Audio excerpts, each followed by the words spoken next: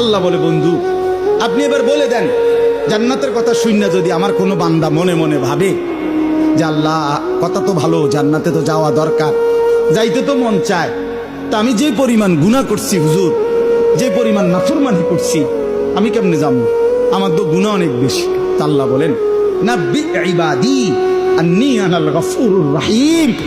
বন্ধু বলে দেন, বান্দা গুনাহ যত বেশি হোক কোনো অসুবিধা নাই, আমি আল্লাহ গফুর রহিম, আমি চূড়ান্ত ক্ষমাশীল, আমি চূড়ান্ত দয়াবান। আসমান পর্যন্ত যদি গুনাহ পৌঁছে যায়, কসম আল্লাহর আমি ওয়াদা দিলাম মাফ করে দেব। শুধু গুনাহ ছেড়ে দাও, আমার কাছে ফিরে আসো, চোখের পানি ফেলে মাফ চাও, আর করবা না, ওয়াদা দাও, আমি 90 বছরের গুনাহ একসাথে মাফ করে দেব। মাফ করে দেব। তোমার জন্যই তো বানাইছিলাম জান্নাত বান্দা, আমি রাখতে দিয়ে লাভ কি? দিতেই